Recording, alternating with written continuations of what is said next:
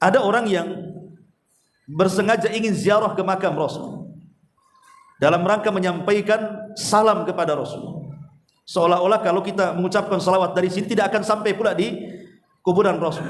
Padahal Allah Subhanahu wa taala sudah mengutus para malaikat yang membawa salam kita dan salawat kita kepada Rasul. Jadi kalau seandainya antum bersalawat di mana saja, antum bersalawat di masjid ini, antum bersalawat di rumah, antum bersalawat di jalan, setiap kita katakan Allahumma salli ala sayyidina Muhammad, maka Allah akan utus malaikat membawa salawat kita masuk ke dalam kuburan Rasul. Kemudian malaikat ini mengatakan, wahai baginda umatmu fulan ibn fulan telah bersalawat kepada. Maka Rasul akan menjawab salawat kita dan mengatakan semoga Allah berikan 10 kali salawat kepada dia. Makanya ada kisah dari Syekh Albani rahimahullah ta'ala. Jadi Syekh Albani ini sedang melakukan safar dari Mekah ke Madinah. Di tengah jalan dicegat orang.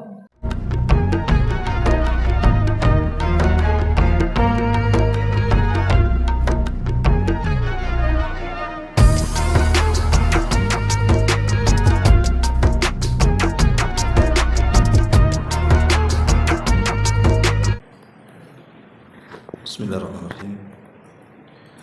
Assalamualaikum warahmatullahi wabarakatuh. Alhamdulillah wassalatu wassalamu ala Rasulillah wa ala alihi wa sahbihi wa mawalah wa la haula wa la quwata illa billahi wa ba'd. Alhamdulillah di malam ini kembali kita bisa duduk untuk bertalabul ilmi di Masjid Nurul Hidayah. Salawat dan juga salam kita hadiahkan kepada Rasul kita Nabi besar Muhammad sallallahu alaihi wasallam. Kita lanjutkan kembali kajian kitab Tauhid dan kita masuk pada bab ma jaa fi himayatil Mustafa sallallahu alaihi wasallam janabat tauhid wasaddahu kulla tariqin yusilu ila syirki.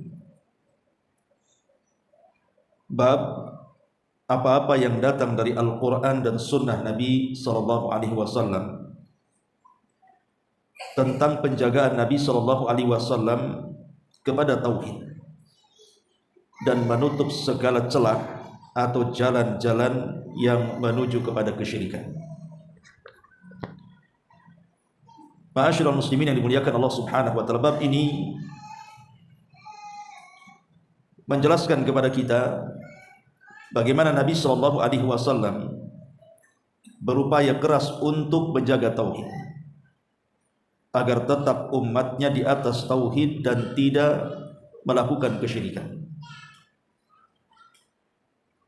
Dan ini bentuk kasih sayang Nabi sallallahu alaihi wasallam kepada kita, di mana Nabi sallallahu alaihi wasallam tidak menghendaki di antara umatnya ini terjerumus kepada kesyirikan. Makanya dia berusaha untuk menjaga tauhid terhadap umat ini. Ma'asyiral muslimin wal muslimat rahimani wa rahimakumullah. Kalau kita melihat beberapa riwayat bagaimana Nabi sallallahu alaihi wasallam berusaha menjaga tauhid ini, kita akan lihat betapa luar biasanya Nabi menegakkan tauhid dan menjaga tauhid ini. Salah satu contohnya adalah ketika ada seorang laki-laki datang kepada Nabi sallallahu alaihi wasallam kemudian mengatakan masya Allahu wa syi'ta, atas kehendak Allah dan dirimu. Maka Nabi sallallahu alaihi wasallam marah dan mengatakan aja'altani lillahi nidda, apakah engkau akan menjadikan aku tandingan kepada Allah Subhanahu wa taala? Qul, katakan masya Allah wahda, atas kehendak Allah saja, titik, jangan bawa-bawa saya. Lihat bagaimana Nabi SAW marah, padahal orang ini hanya mengucapkan kalimat itu, atas kehendak Allah dan kamu. Dan ini biasa di masyarakat kalimat ini kan, atas kehendak Allah dan juga kehendakmu. Tapi Nabi SAW marah, apakah engkau akan menjadikan aku tandingan dengan Allah? Katakan atas kehendak Allah saja. Kemudian juga yang kedua, bagaimana Nabi SAW atau bentuk penjagaan Nabi SAW terhadap tauhid. Rasul sampai melarang tidak boleh orang bersumpah kepada selain Allah. Kata Nabi SAW, man halafa bi ghairillahi faqad asyrak. Siapapun yang bersumpah kepada selain Allah Subhanahu wa taala, maka dia telah melakukan kesyirikan. Lihat, sampai bersumpah saja harus diatur. Kemudian yang ketiga, Nabi SAW mengatakan kepada para sahabat dan juga umat Islam, dari hadis Abdullah bin Abbas radhiyallahu anhuma, kata Nabi SAW, la tutruni kama ataratin nasara Isa bin Maryam. Janganlah kalian berlebih-lebihan kepadaku seperti orang-orang Nasrani berlebih-lebihan kepada Isa bin Maryam, di mana mereka menuhankan Isa. Maka Rasul mengatakan, innama ana abdun faqulu Abdullah wa Rasul. Saya ini hanya hamba biasa, bukan Tuhan. Maka katakan hamba Allah dan Rasulnya. Nabi SAW tidak hendak umat Islam ini seperti Yahudi dan Nasrani, di mana Yahudi mengatakan Uzair itu anak Allah, di mana Nasrani juga mengatakan hal yang sama, Isa itu putra Allah. Bahkan lebih ekstrim daripada Yahudi, mengatakan bahwa Isa adalah Tuhan. Dan ini bentuk bagaimana Nabi SAW berusaha untuk menjaga tauhid. Atau yang keempat contohnya, ketika Nabi SAW hendak berperang dalam perang Hunain, maka para sahabat yang baru-baru masuk Islam melewati satu pohon yang dahulu di masa jahiliyah pohon itu dianggap berkah, sehingga kebiasaan mereka sebelum perang, mereka biasa di zaman jahiliyah menggantungkan pedang di pohon itu. Mereka berhenti sejenak kemudian mengatakan kepada Rasul dan mengatakan, ya Rasulullah, ij'al lana dhata anwatin kama lakum dhatu anwat.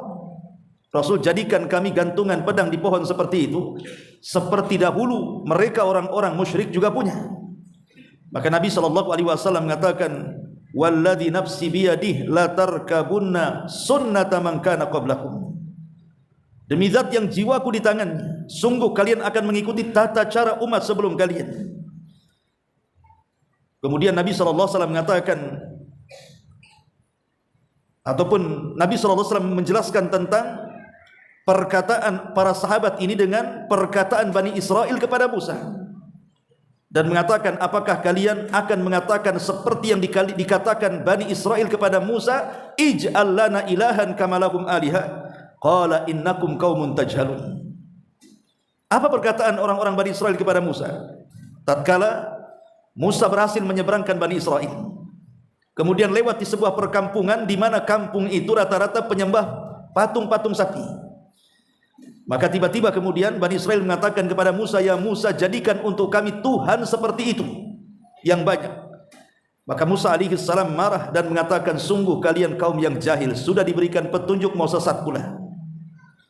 Lihat bagaimana Nabi SAW menyamakan para sahabat yang hendak meminta kepada Rasul untuk menjadikan satu pohon bidara dijadikan pohon-pohon berkah. Dan ini bentuk penjagaan Rasul kepada tauhid. Kemudian yang kelima, Nabi SAW melarang, tidak boleh orang datang ke dukun, paranormal dan yang semacamnya. Kata Nabi SAW, man ata arrafan fas'alahu an syai'in lam tuqbal lahu salatu arba'ina yawman atau arba'ina lailatan. Barang siapa yang datang ke arraf, orang yang suka meramal, kemudian bertanya sesuatu belum membenarkan, baru bertanya saja, maka salatnya 40 malam ditolak. Bagaimana kalau sampai membenarkan, maka dia telah kufur dari syariat Muhammad sallallahu alaihi wasallam. Dan ini juga bentuk bagaimana Nabi sallallahu alaihi wasallam menjaga umatnya agar jangan sampai datang ke dukun, karena itu bertentangan dengan tauhid.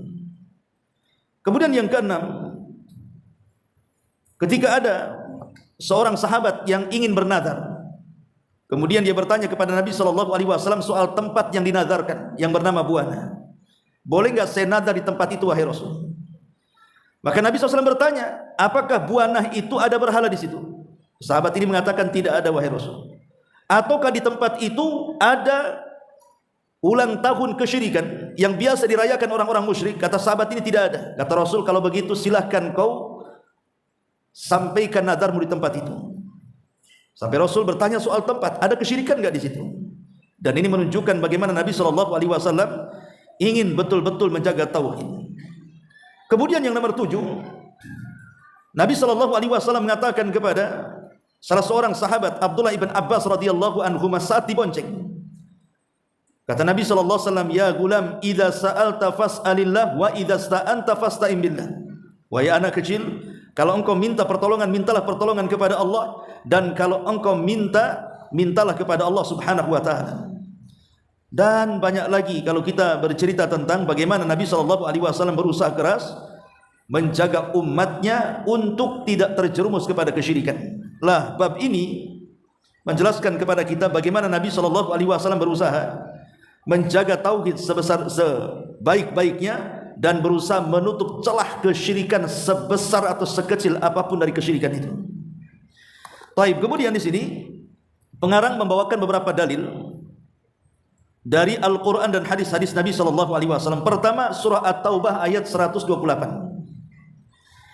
Allah Subhanahu wa taala berfirman, laqad ja'akum rasulun min anfusikum azizun 'alaihi ma 'anittum harisun 'alaikum bil mu'minina raufur rahim. Sungguh telah datang kepadamu seorang rasul dari kaummu, berat terasa olehnya penderitaan, sangat menginginkan keimanan dan keselamatan untukmu, amat belas kasihan lagi penyayang kepada orang-orang yang beriman. Ma'asyiral muslimin wal muslimat rahimani wa rahimakumullah. Ayat ini banyak faedah yang kita akan petik. Pertama, kalimat laqad ja'akum rasulun min anfusikum. Telah datang seorang rasul dari jenis kalian. Maksudnya Nabi SAW adalah manusia karena diutus dari jenis manusia. Kenapa kemudian nabi-nabi yang diutus kepada kita ini semua dari manusia? Kenapa tidak dari malaikat? Kenapa pula tidak dari bangsa jin? Maka tentu ini akan dijawab. Tapi sebelumnya perlu diketahui bahwa yang dimaksud ayat laqad ja'akum rasulun, telah datang kepada kalian seorang rasul min anfusikum, dari jenis kalian. Rasul di sini artinya Rasul kita Muhammad sallallahu alaihi wasallam, yang jelas-jelas nasabnya memiliki nasab yang baik dan akhlaknya adalah akhlak terbaik, dan dia diutus oleh Allah Subhanahu wa taala sebagai rahmatan lil alamin. Satu hari terjadi dialog Raja Herakli dengan Abi Sufyan. Kita tahu bahwa Herakli ini dia bermimpi. Dalam mimpinya kerajaannya ditumbangkan oleh orang atau pasukan yang semua pasukan itu disunat. Ketika dia terbangun, dia mengumpulkan seluruh para pembesarnya, tukang-tukang ramalnya, penasihat spiritualnya, menceritakan soal mimpinya. Bahwa mimpinya berkali-kali mengatakan seperti itu, bahwa kerajaannya akan ditumbangkan oleh pasukan yang semuanya disunat. Akhirnya para pembesar Herakli mengatakan, wahai raja, setahu kami kaum yang disunat itu orang-orang Yahudi. Kalau yang anda maksudkan orang-orang Yahudi, kita bantai semua Yahudi yang ada di sini. Tapi selang beberapa waktu kemudian datanglah orang-orang Arab yang dipimpin Abi Sufyan berdagang ke Syam. Kemudian ditangkap, rupanya mereka juga disunat. Jadi Yahudi itu juga sama dengan Islam disunat. Akhirnya kemudian Herakli ini curiga, jangan-jangan penguasa yang akan menumbangkan dirinya adalah dari orang-orang Arab, karena orang-orang Arab itu rata-rata disunat. Padahal mereka di atas kejahiliahannya. Tapi mereka disunat ya, karena sunat itu sunnahnya Ibrahim. Ceritanya panjang, tapi terjadi dialog. Di antara dialognya adalah bercerita tentang seseorang yang mengaku nabi di Mekah. Herakli bertanya kepada Abi Sufyan, kaifa nasabuhu fikum? Macam mana nasab nabi yang mengaku nabi di kampung kalian itu? Qala, maka Abi Sufyan mengatakan, huwa fina dzu nasabin. Dia maksudnya Nabi SAW adalah pemilik nasab yang agung. Kemudian Herakli mengatakan, ya memang ar-rusulu tub'atsu fi nasabi qaumiha. Memang setiap rasul itu harus diutus dari nasab kaumnya dan memiliki nasab yang agung. Kemudian dialog ini juga terjadi antara Ja'far ibn Abi Talib radhiyallahu an dengan Raja Najasyi. Ketika Amr ibn As radhiyallahu an sebelum masuk Islam, dia diutus untuk mengembalikan sahabat yang hijrah ke Habasyah. Tapi oleh Najasyi dihalang-halangi, kemudian terjadi dialog. Lah salah satu dialognya di mana Ja'far bin Abi Thalib mengatakan kepada Najasyi, "Ayyuhal malik, inna kunna qauman fi jahiliyatin na'budul asnama wa na'kulul maytata wa na'til fawahisha wa naqta'ul arhama wa nusi'ul jiwara wa ya'kul al-qawiyyu minna dha'if. Fa kunna ala dhalika hatta ba'athallahu alaina rasulan minna na'rifu nasabahu wa sidqahu wa amanatahu wa afafahu fada'ana ila Allah linuwahidahu wa na'budahu wa nakhla' ma kunna alaihi ma nahnu wa aba'una min dunihi minal hijarati wal awthan." Ila akhiril kalam min Ja'far ibn Abi Thalib. Kata Ja'far ibn Abi Thalib, "Wahai raja, dulu kami ini kaum yang jahiliyah. Kami menyembah berhala, memakan bangkai, berzina, memutus tali silaturahim, berbuat buruk kepada tetangga, yang kuat menindas yang lemah, dan begitu seterusnya, sampai datang kepada kami utusan Allah, seorang rasul yang kami kenal nasabnya." Sekali lagi dia mengatakan, kami kenal nasabnya, kami kenal kejujurannya, kami kenal amanahnya, kami kenal bagaimana dia menjaga kehormatannya, dan begitu seterusnya. Dari sini ada hikmah kenapa Allah mengatakan laqad ja'akum rasulun min anfusikum, telah datang kepada kalian seorang utusan itu dari jenis kalian. Karena dengan rasul diutus dari jenis kita manusia, sehingga kita bisa menirunya. Karena nampak siapa nasabnya, macam mana akhlaknya, macam mana amanahnya, macam mana kejujurannya, macam mana perkataannya, macam mana perbuatannya, nampak di mata kita, sehingga kita bisa mengikutinya. Bayangkan saja, kalau seandainya kemudian Rasul ataupun Nabi yang diutus kepada kita bukan manusia tapi malaikat, sebagaimana keinginan orang-orang jahiliyah. Orang-orang jahiliyah mengatakan, dan itu disebutkan dalam Quran, surah Al-Isra ayat 94-95. "Wa ma mana'an nas an yu'minu id ja'ahumul huda illa an qalu aba'athallahu basharan rasula qul law kana fil ardi malaikatan yamshuna mutmainnina lanazzalna 'alaihim minas sama'i malakan rasula." Dan tidak ada sesuatu yang menghalangi manusia untuk beriman ketika petunjuk datang kepadanya selain perkataan mereka mengatakan, mengapa Allah mengutus seorang manusia menjadi rasul. Maunya orang-orang jahiliyah itu, jangan manusialah yang jadi nabi, yang jadi rasul itu. Kalau bisa malaikat yang jadi nabi dan rasul itu. Maka Allah jawab, katakan ya Muhammad, sekiranya di bumi ada para malaikat yang berjalan-jalan dengan tenang, niscaya kami turunkan kepada mereka malaikat dari langit untuk menjadi rasul. Tapi kan tidak ada malaikat berjalan-jalan di bumi. Yang nampak dengan kita, malaikat kan gaib, tidak bisa dilihat. Kalau seandainya kemudian rasul itu dari kalangan malaikat, macam mana kita bisa mencontohnya? Sementara malaikat gaib bagi kita, kita tidak mampu memandang mereka. Dan malaikat itu sifatnya tidak pernah bermaksiat dan ibadah terus. Kemudian sifat-sifat yang lainnya berbeda dengan manusia. Mereka tak makan, kita makan. Mereka tak kawin, kita kawin. Mereka tak punya anak, kita pula banyak anaknya. Jadi tidak bisa dicontoh jadinya. Dan ayat yang lain mengatakan, wa qalu laula unzila alaihi malakun walau anzalna malakan laqudiyal amru thumma la yunzarun walau ja'alnahu malakan laja'alnahu rajulan walalabasna alaihi ma yalbisun.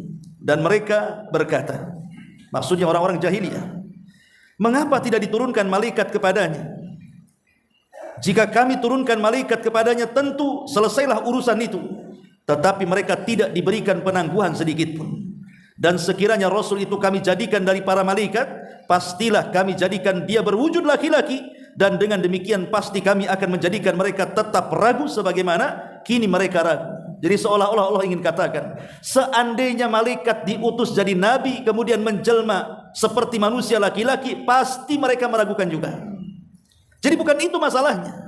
Karena ada kaum itu, a'angdzartahum am lam tunzirhum la yu'minun, kau berikan peringatan atau tidak, mereka tidak akan beriman. Sekalipun rasulnya malaikat, tetap di antara mereka pasti tidak akan beriman. Makanya di sini Allah Subhanahu wa taala mengatakan, sungguh telah datang kepada kalian seorang rasul dari jenis kalian. Lalu apa hikmahnya? Pertama, hikmahnya adalah untuk menguji manusia. Hikmah yang paling besar, kenapa Rasul itu dari kalangan manusia, bukan dari kalangan malaikat, untuk menguji kita. Apakah kita mau beriman dengan dia ataukah tidak beriman dengan dia? Ini yang pertama. Kemudian yang kedua, adalah qudratuhum 'alal imtithali wat ta'ah. Kita bisa mencontoh dia dalam rangka ketaatan kita kepada Allah Subhanahu wa taala. Karena kalau manusia kita bisa melihatnya. Karena dia seperti kita bisa meniru dari cara jalannya, cara makannya, cara muamalahnya, cara keluarganya, cara bertetangganya, cara dagangnya dan begitu seterusnya, cara berpolitiknya, semua kita bisa tiru. Itu yang kedua. Di antara hikmahnya kenapa Nabi itu bukan dari kalangan malaikat tapi dari kalangan Rasul. Kemudian yang ketiga, di antara hikmahnya juga annahum ya'rifunahu qabla an-nubuwah. Mereka mengetahui bagaimana sejarah Nabi SAW sebelum dia diangkat jadi Nabi. Dari akhlaknya, dari amanahnya, dari ifahnya dan begitu seterusnya. Sehingga ketika kemudian orang ini betul-betul diangkat jadi Nabi, tidak ada cacat bagi dia. Apa yang mau dicatat, apa dikatakan cacat orang ini? Toh sebelum dia jadi Nabi memang orang baik, orang amanah, orang jujur. Apa masalahnya? Ma'asyiral muslimin yang dimuliakan Allah Azza wa Jalla, intinya bahwa kita bersyukur kepada Allah Azza wa Jalla bahwa Rasul yang diutus kepada kita itu bukan malaikat apalagi jin, tetapi dia adalah manusia sama dengan kita. Kul innama ana basyarun mithlukum. Katakan ya Muhammad, saya adalah manusia seperti kalian. Tapi walaupun demikian, dia seorang Rasul yang penuh dengan keutamaan. Kemudian Allah Subhanahu wa taala mengatakan, laqad ja'akum rasulun min anfusikum azizun 'alaihi ma anittum. Azizun 'alaihi ma anittum. Berat rasanya yang ditanggung Nabi SAW ketika melihat kaumnya menderita. Jadi Rasul itu tidak tega. Kalau seandainya ada di antara kaumnya itu menderita, berat rasanya bagi Nabi SAW melihat penderitaan kaumnya. Artinya Nabi SAW memiliki sifat kasih sayang dan rahmat di sini kepada kaumnya. Kalau bisa kaumnya tidak menderita, termasuk di dalam ajaran-ajaran yang Rasul ajarkan kepada umatnya. Kalau bisa tidak ada yang menyulitkan bagi umatnya. Itulah makna azizun alaihi ma'anittum itu. Lah di antaranya bagaimana Nabi SAW ketakutan kepada Allah Subhanahu wa taala kalau anak umatnya ini tidak masuk ke dalam surga. Sampai-sampai Rasul berdoa kepada Allah agar separuh daripada umat Islam itu semua masuk surga. Separuh daripada umat manusia ini adalah umat Islam yang masuk surga. Itu karena tidak mau Nabi SAW melihat ada umatnya masuk ke dalam neraka. Ma'asyiral muslimin yang dimuliakan Allah Subhanahu wa taala. Kemudian juga bentuk kasih sayang Rasul kepada umatnya, karena umat Rasul itu kan ada dua ya. Ada yang disebut dengan ummatul al-istijabah. Yang kedua ada ummatud dakwah. Ada umat al-istijabah, maksudnya umat yang sudah menerima Islam. Tapi ada juga yang disebut dengan ummatud dakwah, umat yang harus dakwahi. Mereka lah umat di luar daripada Islam, tapi mereka semua umat Nabi. Karena Nabi itu diutus kepada seluruh manusia. Beda dengan nabi-nabi sebelumnya yang diutus kepada kaumnya saja. Sehingga mencakup umat yang menerima dakwah Rasul atau umat yang menentang dakwah Rasul, semua adalah umat Nabi. Saya contohkan ketika Nabi SAW berangkat ke Taif untuk berdakwah.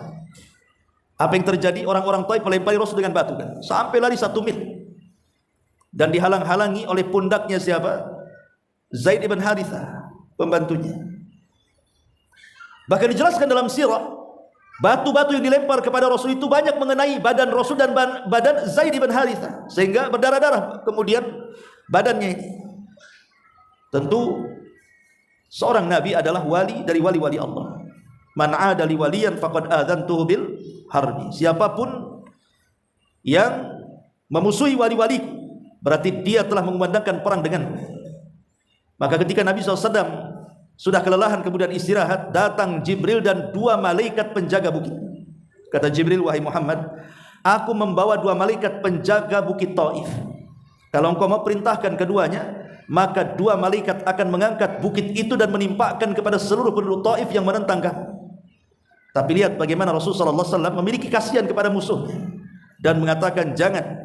Karena saya berharap walaupun tidak bapak-bapaknya masuk Islam, saya berharap cucu-cucunya ada yang mentauhidkan Allah. Dalam riwayat, Allahumma hdi biqaumin fa innahum la ya'lamun. Ya Allah, berikan hidayah kepada mereka karena mereka umat yang tidak tahu. Begitulah bagaimana rasa sayangnya Rasul kepada umatnya. Kalau bisa jangan ada yang menderita umatnya. Itulah makna azizun alaihi ma anittum. Ya. Kemudian Allah Subhanahu wa taala tutup ayatnya, harisun alaikum bil mu'minina raufur rahim. Harisun alaikum. Rasul itu amat semangat untuk memberikan hidayah kepada umatnya. Bagaimanapun Nabi SAW berusaha keras bagaimana caranya semua umat ini mentauhidkan Allah. Walaupun kenyataannya ada yang mentauhidkan, ada yang tidak. Tapi keinginan Nabi SAW kalau bisa semua umat ini betul-betul masuk Islam dan mentauhidkan Allah Subhanahu wa taala. Makanya lihat dalam sirah Rasul, bagaimana Rasul mendakwahkan tauhid di periode pertama Mekah itu luar biasa. Terkadang dia jalan ke pasar-pasar, kemudian mengatakan di hadapan orang-orang, qulu la ilaha illallah tuflihu. Katakan la ilaha illallah, kalian akan selamat. Tapi terkadang di belakangnya ada pamannya Abu Lahab, kemudian melempar kerikil kecil di punggungnya, seraya mengatakan la tusaddiquhu fa innahu kadzib. Jangan benarkan ucapan orang ini, dia itu pendusta. Kalau yang ngomong orang lain bisa diterima loh, kalau yang ngomong pamannya, apa kata orang? Pamannya saja mengatakan dia berdusta, apalagi kita. Ya. Tapi itu menunjukkan bahwa bagaimana semangatnya Rasul sallallahu alaihi wasallam untuk memberikan hidayah. Dia mendakwai seluruh para pembesar Quraisy, ada yang menerima, ada yang menolak. Tapi semangat luar biasanya Nabi SAW dalam berdakwah itu menjadi percontohan bagi setiap dai ketika mendakwahkan tauhid. Ma'asyiral muslimin yang dimuliakan Allah Subhanahu wa taala. Kemudian Allah Subhanahu wa taala juga mensifati beliau dengan kata-katanya, bil mu'minina raufur rahim. Bil mu'minina raufur rahim. Amat belas kasihan dan penyayang terhadap orang-orang yang beriman.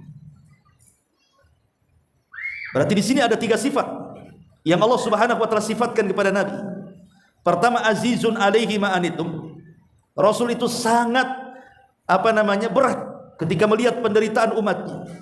Kemudian yang kedua, harisun alaikum, sangat bersemangat untuk memberikan hidayah kepada umatnya. Kemudian yang ketiga, bil mu'minina raufur rahim. Rasul itu sangat sayang dan cinta kepada umatnya, baik di dunia ataupun di akhirat. Lihat bagaimana Nabi SAW sampai menyembunyikan doa yang merupakan doa mustajab. Disembunyikan sengaja. Padahal Rasul kalau mau ketika peristiwa Taif, dia bisa saja berdoa kan, hancurkan Taif ya Rabb, Allah hancurkan Taif itu. Atau pasca dia hijrah, ketika semua orang menyerbu dia, mencari dia, Rasul bisa saja berdoa supaya menghancurkan orang-orang kafir Quraisy kan. Tapi doa pamungkas Rasul tidak keluarkan di dunia. Kapan dikeluarkannya? Kelak untuk akhirat, untuk menjadi syafaat bagi umatnya. Di mana semua para nabi kemudian doa-doa yang mustajab sudah didoakan di dunia, tapi Rasul menutupi doa itu untuk di akhirat. Untuk siapa? Untuk umatnya, sebagai syafaat bagi mereka. Makanya lihat ketika hadis-hadis seputar syafaatul uzma, bagaimana Nabi SAW sampai sujud di hadapan Allah, kemudian Allah katakan, irfa ra'saka ya Muhammad sal tu'ta qul tusma ishfatu syafa'. Bangun wahai Muhammad, katakan kau didengar, minta kau diberi, mintalah syafaat, aku akan berikan kau syafaat. Lah salah satunya hadis Abu Hurairah radhiyallahu anhu mengatakan apa? As'adun nas bi syafa'ati yaumal qiyamah man qala la ilaha illallah. Orang yang paling bahagia dengan syafaatku, kata Rasul, pada hari kiamat adalah orang yang mengucapkan kalimat tauhid la ilaha illallah. Itulah kita umat Islam, umat yang akan mendapatkan syafaat terbaik kelak pada hari kiamat. Ma'asyiral muslimin yang dimuliakan Allah Azza wa Jalla, sehingga korelasi dari ayat ini dengan bab bagaimana Nabi SAW betul-betul menjaga tauhid dan menutup segala sesuatu yang bisa mengantarkan kepada kesyirikan. Korelasi ayat ini adalah Nabi SAW sangat-sangat bersemangat untuk memberikan hidayah kepada umatnya, dan Nabi SAW saking sayangnya dengan umatnya menjelaskan segala sesuatu dan tidak tertinggal untuk umatnya. Apapun yang bisa mendekatkan ke dalam sorga, Rasul jelaskan. Apapun yang bisa menjauhkan manusia dari neraka, Rasul jelaskan. Sampai Abu Dzar mengatakan, tidaklah ada burung yang terbang ke langit kemudian mengepakkan kedua sayapnya kecuali semuanya sudah dijelaskan oleh Nabi SAW. Termasuk juga masalah kesyirikan. Kalau urusan-urusan remeh-temeh seperti orang masuk kamar mandi, masuk jamban, dijelaskan oleh Rasul bagaimana cara masuk, apa yang doa yang dibaca, keluar juga apa juga yang didoa ketika dalam kamar mandi, apa adab-adabnya. Ini perkara remeh-temeh soal urusan jamban. Mana pula soal urusan tauhid, dan lawan daripada tauhid kesyirikan, tentu Rasul lebih lagi menjelaskan dua perkara tadi.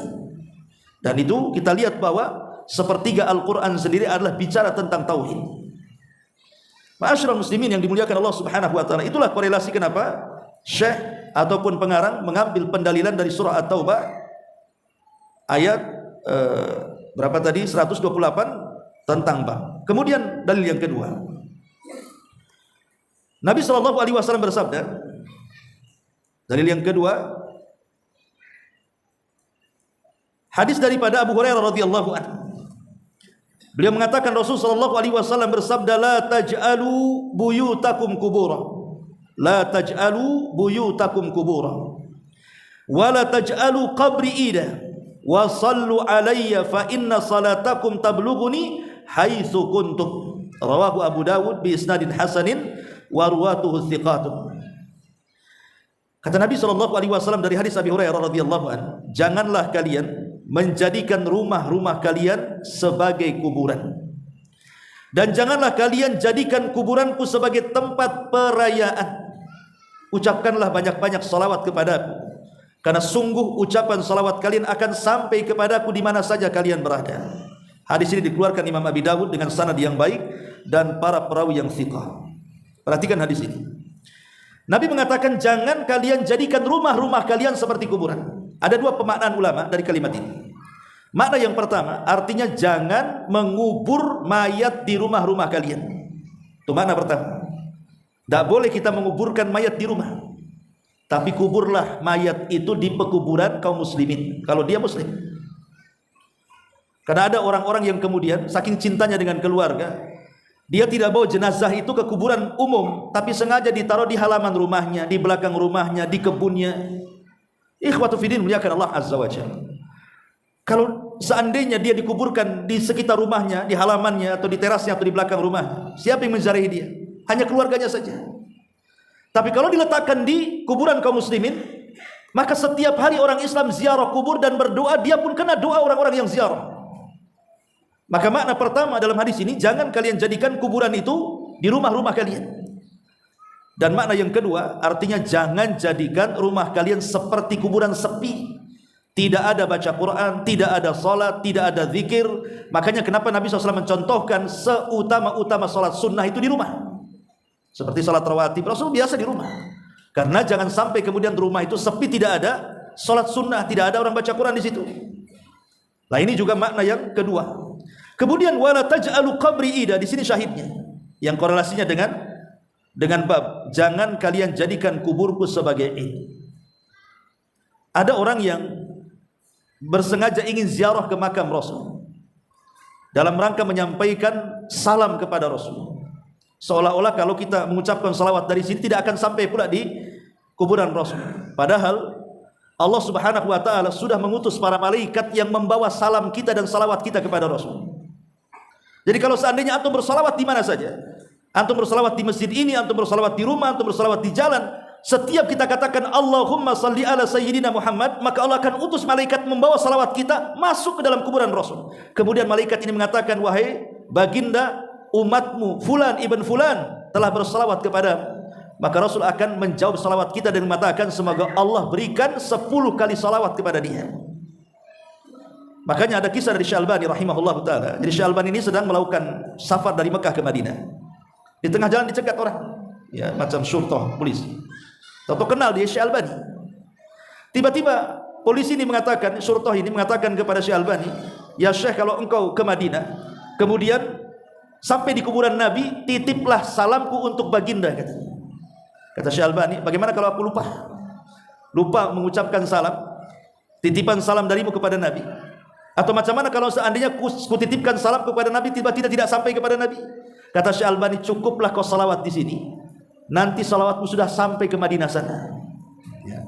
Artinya ada orang-orang itu yang sengaja niat ibadah hanya untuk menziarahi kuburan Nabi, padahal dilarang, tidak boleh. Bukan tidak boleh ziarahnya, bukan. Maksudnya mengadakan perjalanan safar dalam rangka ibadah, kalau ditujukan ke kuburan Nabi saja tidak boleh. Karena Rasul mengatakan la tushaddur rihal illa ila thalathati masajid. Tidak boleh dalam rangka melakukan safar ibadah kecuali ketiga masjid saja. Masjidil Haram, Masjidil Aqsa atau Masjid Nabawi. itulah 3 safar yang niat ibadah boleh di situ. Lah sesampainya di masjid Nabi, karena sudah kadang di masjid Nabi, ya ziarahlah ke kuburan Nabi. Tapi kalau dikhususkan, maka itu tidak ada dalilnya. Apa coba kalau khususkan? Kalau ingin bersalawat saja dari sini bersalawat juga sampai kepada dia. Berarti ada maksud lain.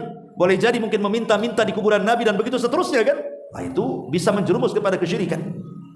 Ma'asyiral muslimin yang dimuliakan Allah Subhanahu wa taala. Lah kemudian pendalilan yang ketiga juga, yang terakhir, hadis Ali bin Husain.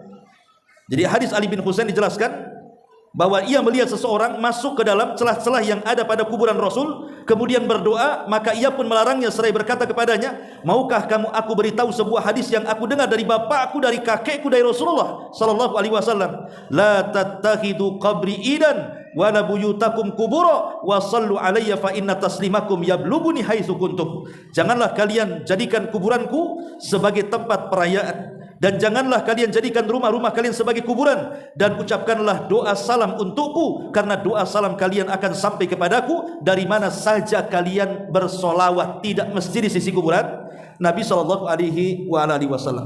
Subhanallah bihamdika asyhadu an la ilaha illa anta astaghfiruka wa atubu ilaik. Allahu ta'ala alam. Assalamualaikum warahmatullahi wabarakatuh.